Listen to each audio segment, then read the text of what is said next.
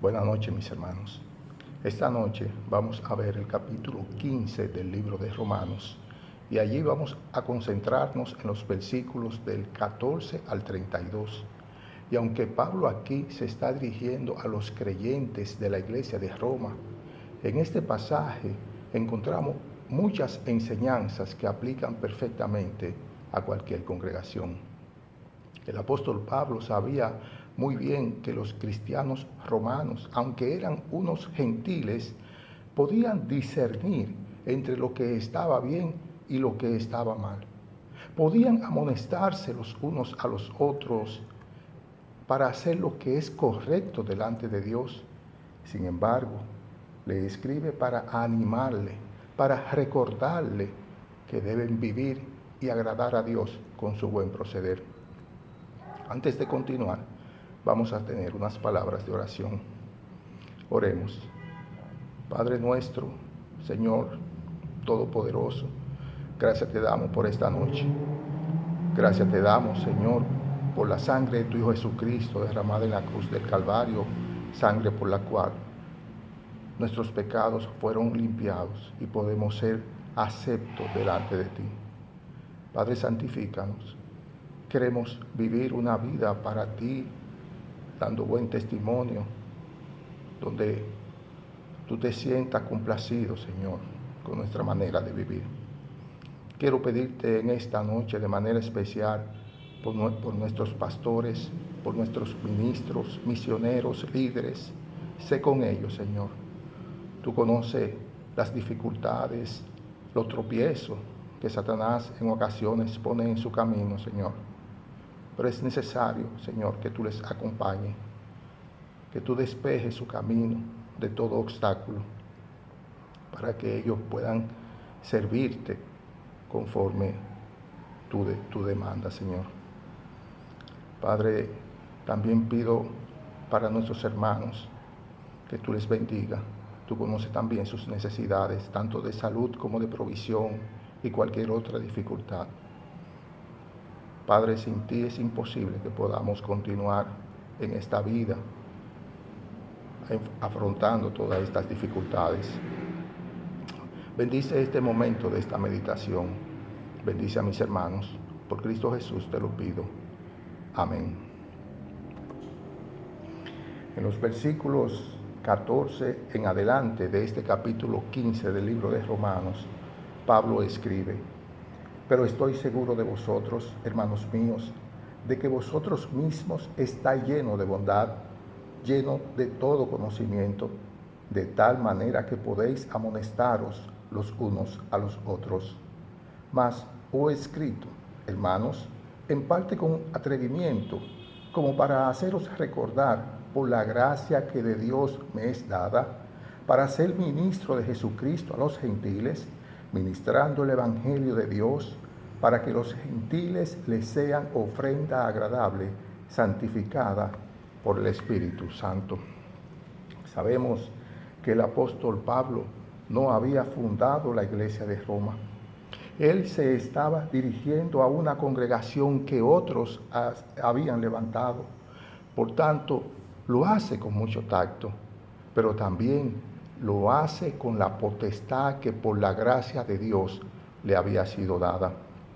Vemos en estos versículos que al hablarle acerca de la amonestación entre hermanos, lo hace con una combinación de autoridad y de cortesía, de gracia, como solo Él lo sabe hacer. Él reconoce de manera generosa la capacidad que tienen esos hermanos para edificarse, para amonestarse mutuamente, pues en su manera de vivir habían dado mucha muestra abundante de manifestaciones de bondad y de conocimiento. Y se dirige a ellos con autoridad, porque él estaba convencido de que nuestro Señor Jesucristo le había comisionado para entregar la verdad del Evangelio a los gentiles. Estaba consciente de que había sido llamado a ser ministro de Jesucristo para aquellos que no eran judíos, encargo que se le había conferido a él, y los hermanos romanos no podían estar ajenos a esta misión. Y al cumplir con este llamado, Él no solamente predicó el evangelio de salvación, sino que también instruyó a los creyentes para que vivieran correctamente delante de Dios. Pablo, ministro de Jesucristo, quería presentar ofrenda agradable a Dios, y esa ofrenda era ese grupo de salvos que por su ministerio, que por su predicación habían salido del paganismo. Y de esta manera estas personas habían salido de esa segura condenación. Cuando somos rescatados por la gracia de Dios, es motivo más que suficiente para que todas nuestras vidas nosotros la pasemos glorificándole a Él. Y cuando vivimos glorificando a Dios, nos convertimos en esa ofrenda agradable a Él, ofrenda que Él acepta, ofrenda con olor fragante. Y es una ofrenda, como dice el pasaje, santificada por el Espíritu Santo. Pero Pablo reconoce que esos salvos sacados del paganismo no fue obra suya, no fue obra de Él. Él reconoce que fue obra del Espíritu Santo, quien ha obrado en el corazón de cada uno de esos creyentes.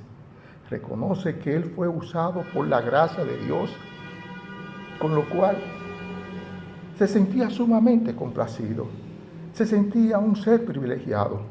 Y por eso dice aquí en el versículo 17, tengo pues de qué gloriarme en Cristo Jesús en lo que a Dios se refiere, porque no osaría hablar sino de lo que Cristo ha hecho por medio de mí para la obediencia de los gentiles, con la palabra y con las obras, con potencia de señales y prodigios, en el poder del Espíritu de Dios, de manera que desde Jerusalén y por los alrededores hasta Ilírico, todo lo he llenado del Evangelio de Cristo.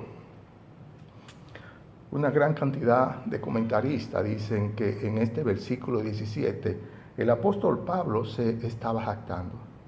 Y ciertamente encontramos en él una gran dosis de presunción en sus palabras.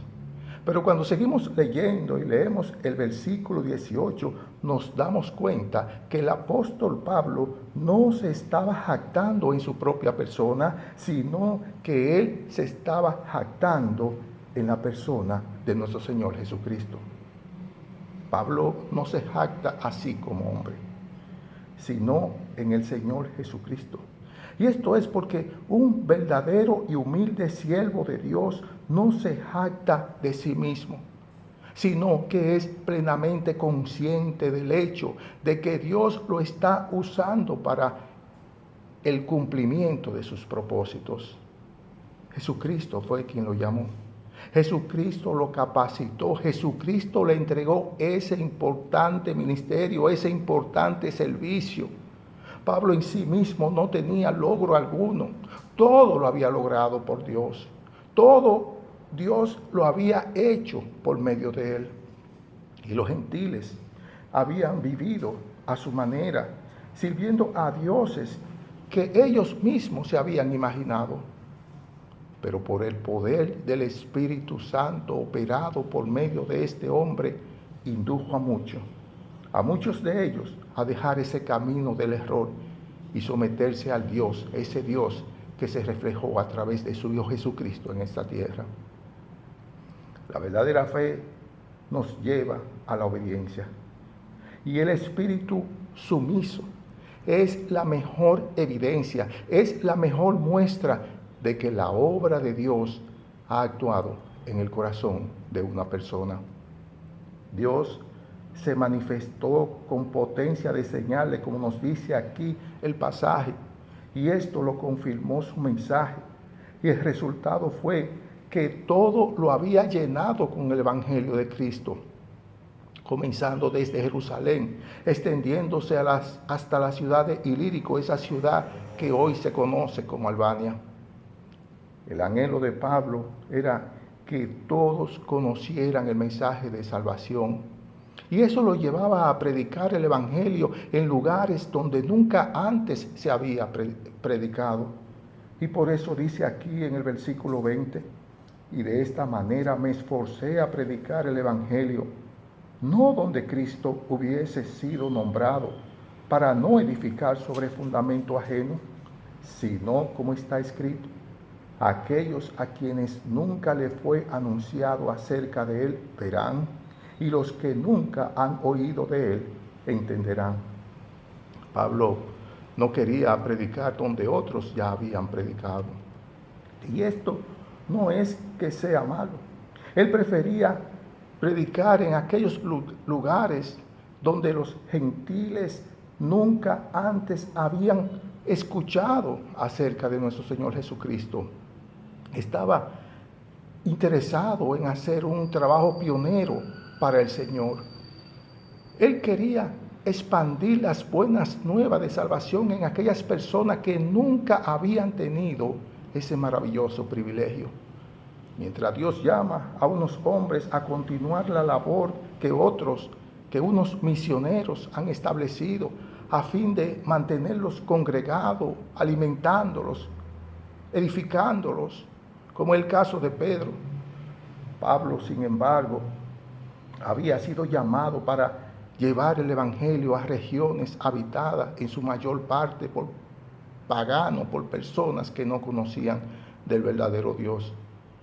Y con esta obra evangelística entre los gentiles, quizás sin proponérselo, él estaba dando cumplimiento a aquella profecía que encontramos en el libro de Isaías, capítulo 52, versículo 15, de que los gentiles que nunca antes habían sido evangelizados verán, y los que nunca antes habían oído las buenas nuevas entenderán y responderán con verdadera fe.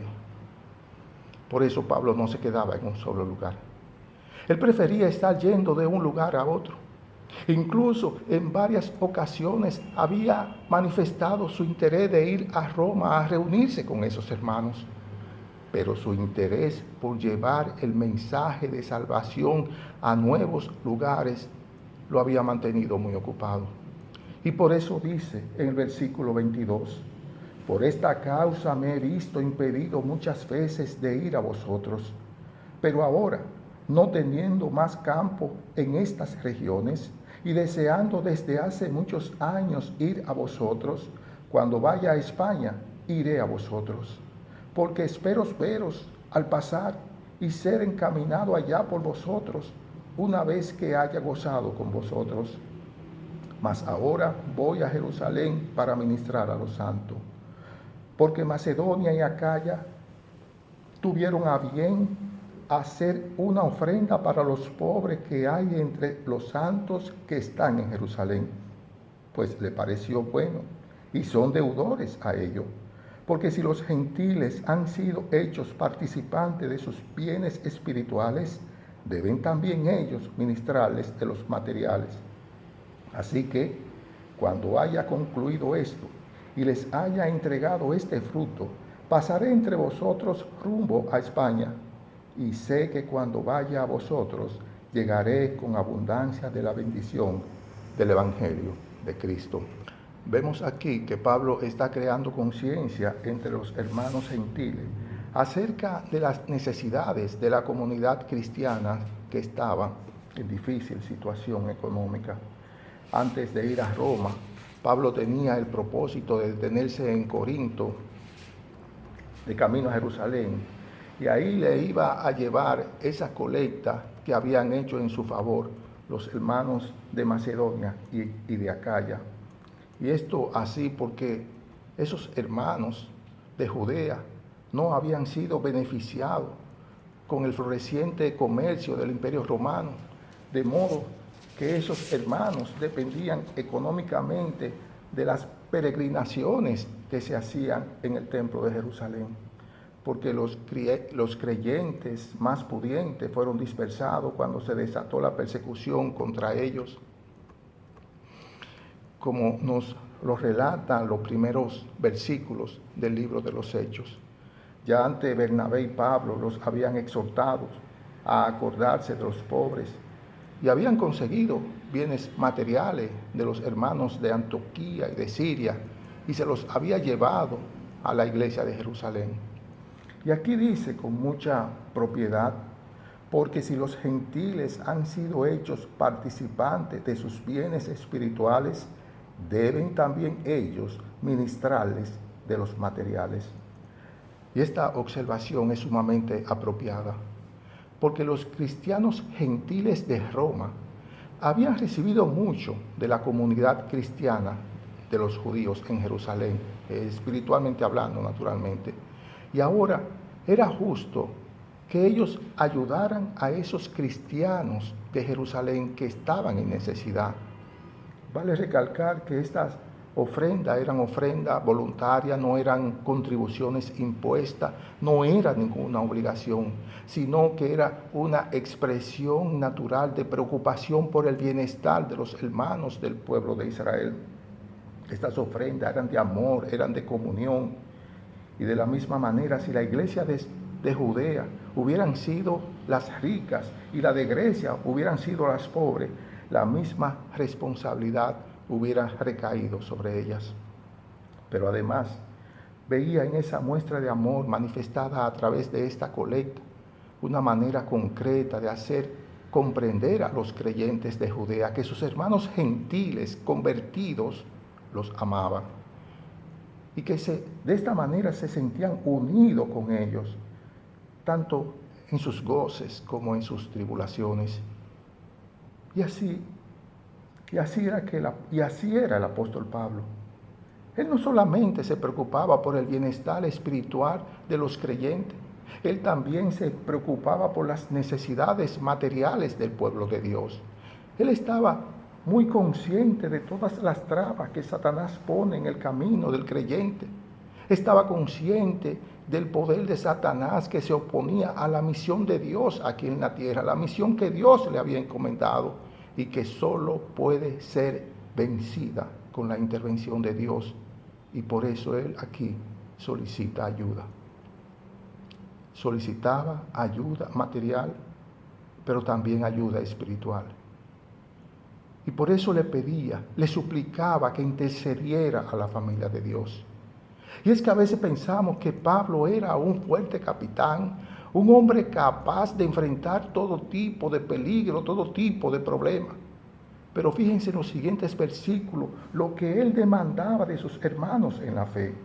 Versículo 30, pero os ruego, hermanos, por nuestro Señor Jesucristo y por el amor del Espíritu, que me ayudéis orando por mí a Dios, para que seas librado de los rebeldes que están en Judea, y que la ofrenda de mi servicio a los santos en Jerusalén sea acepta, para que con gozo llegue a vosotros por la voluntad de Dios, y que sea recreado juntamente con vosotros, y el Dios de paz sea con todos vosotros.